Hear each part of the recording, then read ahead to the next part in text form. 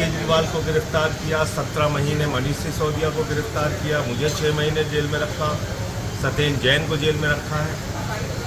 और जब ठीक चुनाव करीब आ गया तो अमानतुल्लाह को आज पकड़ के जेल में डाल दिया, क्योंकि अब जमानत हो रही है एक के बाद एक। और अब अरविंद केजरीवाल जी को भी जमानत मिलने वाली है, वो भी बाहर आने वाले हैं। तो कोई ना कोई खबर चाहिए तो अमानतुल्लाह को गिरफ्तार कर दिया। निराधार बेबुनियाद कोई मामला नहीं अमानतुल्लाह के खिलाफ। कैसे गिरफ्तार किया गया? एक इंसानियत होती है, इंसानियत को कुचल कर गिरफ्तार किया गया।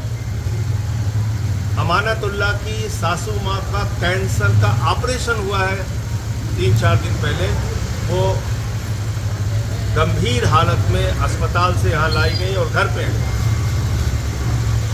एक वृद्ध महिला जो जिंदगी और मौत से जूझ रही है, घर वाले बता रहे हैं कि भाई उनकी हालत ठीक नहीं है, हमने आपसे लिख के समय मांगा है।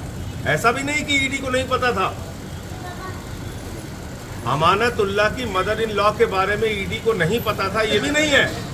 लिख के सूचना दी गई कि हमें कुछ समय दे दीजिए, हमारी मदर इन लॉ की तबीयत खराब है, उनको कैंसर हुआ है, कुछ वक्त दे दीजिए, हम इन्वेस्टिगेशन जांच करेंगे।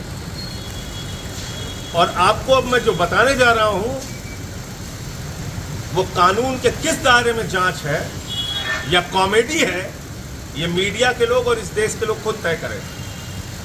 2016 में वक्फ बोर्ड का एक मामला बनाया जाता है और उस मामले के आधार पर सीबीआई पर्चा दर्ज करती है। पहला पर्चा 2016 में। 6 साल तक सीबीआई जांच करती है उस मामले की। 6 साल के बाद फाइनल चार्जशीट दाखिल करती है, अमानतुल्लाह को गिरफ्तार नहीं करती है और सीबीआई कहती है उनके खिलाफ रिश्वतखोरी का, भ्रष्टाचार का, आर्थिक अपराध का कोई मामला नहीं मिलता। 2020 में इसी मामले में एंटी करप्शन ब्रांच एसीबी वो मुकदमा लिखती है। इसी मामले में ईडी कूद पड़ती है, ईडी मुकदमा लिखती है। 2022 में एसीबी अमानतुल्लाह खान को गिरफ्तार करती है। अमानतुल्लाह खान को उसी मामले में जमानत मिल जाती है। कोर्ट कहती है, कोर्ट की टिप्पणी है जब एसीबी से जमानत मिली कि अमानतुल्लाह खान के खिलाफ कोई भी भ्रष्टाचार, आर्थिक अपराध, रिश्वतखोरी का मामला नहीं है। उसके बावजूद 2023 में अमानतुल्लाह खान के घर पे ईडी का छापा होता है, ईडी की छापेमारी चलती है। फिर 2024 में ईडी बुलाती है, 13 घंटे तक पूछताछ करती है। किस मामले में पूछताछ कर रहे हो? जिस मामले में जमानत मिल चुकी है, जिस मामले में सीबीआई की फाइनल चार्जशीट दाखिल हो चुकी है। ये ड्रामा नहीं है, कॉमेडी नहीं है, तो क्या है? और आज सुबह सिर्फ गिरफ्तार करने के उद्देश्य से, जेल में ठूसने के उद्देश्य से, जेल में डालने के उद्देश्य से अमानतुल्लाह खान को गिरफ्तार कर लिया गया। मैं भाजपाइयों को कहना चाहता हूं, तुम पूरे देश के सामने एक्सपोज हो चुके हो और तुम्हारे नेता, देश के प्रधानमंत्री नरेंद्र मोदी एक तानाशाह के रूप में स्थापित हो चुके हैं। बड़े बड़ों की तानाशाही नहीं चली, तुम्हारी भी नहीं चलेगी। तुम भी एक दिन सत्ता से हटोगे, जाओगे और इन बातों का जवाब देना पड़ेगा तुम्हें। आप सिर्फ गिरफ्तारी पे गिरफ्तारी किए जा रहे हैं। सुप्रीम कोर्ट से ईडी को लताड़ लग रही है, सीबीआई को लताड़ लग रही है, जांच एजेंसियों को लताड़ लग रही है। बावजूद इसके आप सुधरने का नाम नहीं ले रहे। आप आके अरेस्ट करके लेके चले जा रहे हैं। किसी को भी पकड़ो, कॉलर पकड़ के गिरफ्तार करो, जेल में डालो। ये कौन सा न्याय है? ये कौन सी कार्रवाई है? ये कौन सी व्यवस्था है? तो इसलिए पूरी की पूरी आम आदमी पार्टी अमानतुल्लाह खान के साथ खड़ी है, उनके परिवार के साथ खड़ी है। उनकी जो वृद्ध सासू माँ है, उनके साथ हम लोगों की सिंपैथी है, सहानुभूति है। लेकिन निर्दयता और तानाशाही की सारी पराकाष्ठा मोदी और ईडी ने पार कर दिया है। ये आज पूरे देश ने और दिल्ली ने देखा। और जिस चुनाव के नाते ये सब कर रहे हैं भाजपाई, उनको मैं बता देना चाहता हूँ, ये कार्रवाई तुमको बहुत महंगी पड़ेगी, बुरी तरीके से चुनाव में हारोगे। यही मैं कहना चाहता हूँ।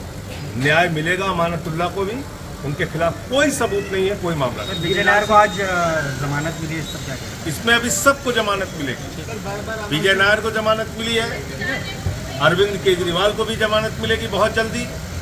इसीलिए तो नया नया मामला ये लोग तैयार करते हैं। खबर कैसे चलाएंगे आम आदमी पार्टी के खिलाफ?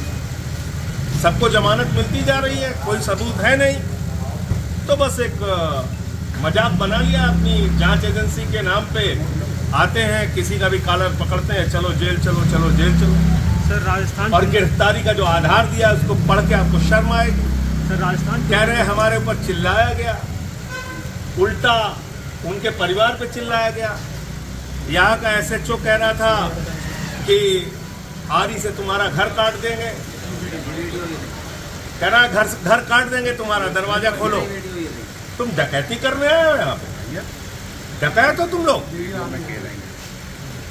यहाँ? अभी वीडियो दे देना सबको, चला यहाँ डकैती करने आए हो खाकी वर्दी पहन के?